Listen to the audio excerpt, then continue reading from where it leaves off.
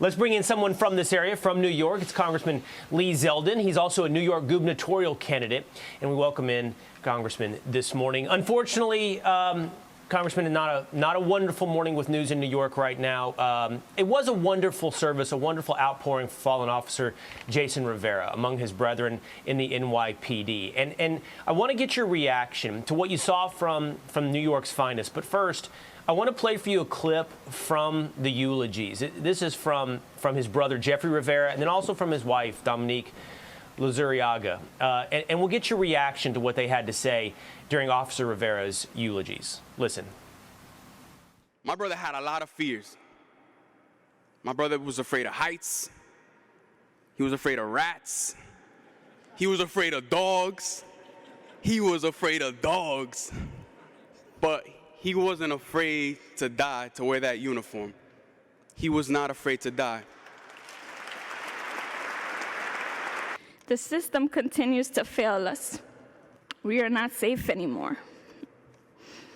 Not even the members of the service. I know you were tired of these laws, especially the ones from the new DA. I hope he's watching you speak through me right now.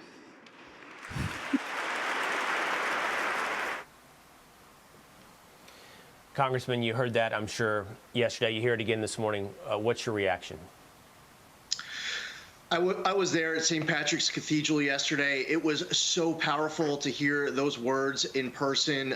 It was an emotion that I was hearing from in front of me from the family of Jason Rivera, but I was also surrounded by men and women in blue, our NYPD and other law enforcement, and I was feeling it from them, that there's this sense of family and duty and community, that the Rivera family is speaking out on behalf of so many other families who are just, they're tired, they're angry, they're frustrated, they're hurt. They want elected officials to have their back. Unfortunately, policy is going the other way.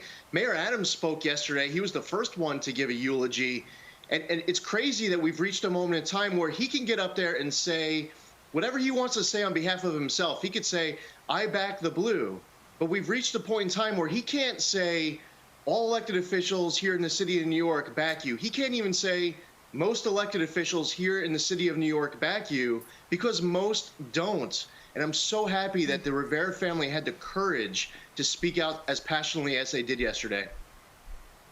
Congressman, you know, there are a lot of states that do it differently, where they do have the backs of the blue, both statewide and, you know, in the county and the cities. You're running for governor of New York. What would you do differently? How do you change it?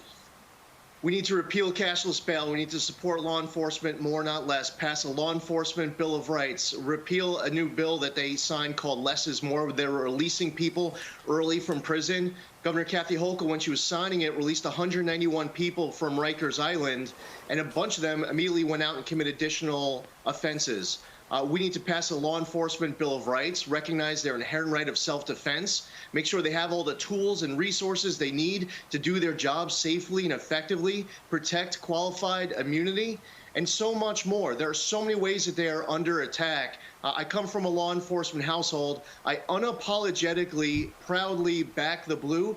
We all should, because these are selfless, dedicated men and women who, like Jason Rivera, will give up their lives, not just for family, but they will do it for strangers and community. They should be celebrated and given all the tools they need to do their job as best as they can.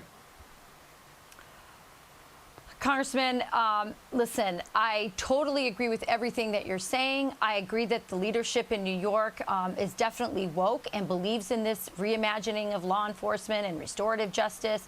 But let's face it, the citizens of New York voted for the DA, and they knew what his policies were. At least they said, you know, he had it on his website. I did talk to some Democrats, and they said, well, you know what, we just vote across, you know, the ticket, you know, all Democrat.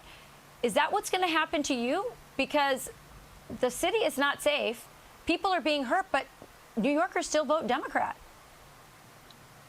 Well, in Manhattan, it's as blue as it gets. And when you take 4 or 5 boroughs of New York City out of the equation, we have 62 counties in this state, and you just look at the other 58, it's actually a red state.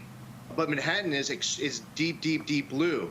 The Manhattan District Attorney put out this memo refusing to enforce the law. It's become national news. The governor has the constitutional authority to remove a district attorney who refuses to enforce the law. As governor of New York right now, I would do that. Yesterday, Governor Hochul met with Alvin Bragg, the Manhattan District Attorney. Didn't fire him, didn't condemn him. She hasn't even disagreed yet with any part of that memo.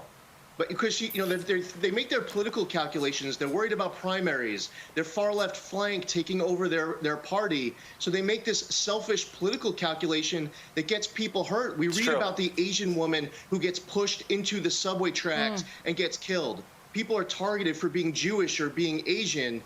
And unfortunately, elected officials are either, as you mentioned, woke liberals, or they're just making the calculation because they want to get reelected. But what are you going to do about the mental health problem? Because the woman who got pushed, the woman who got pushed into the tracks, it wasn't just a criminal problem.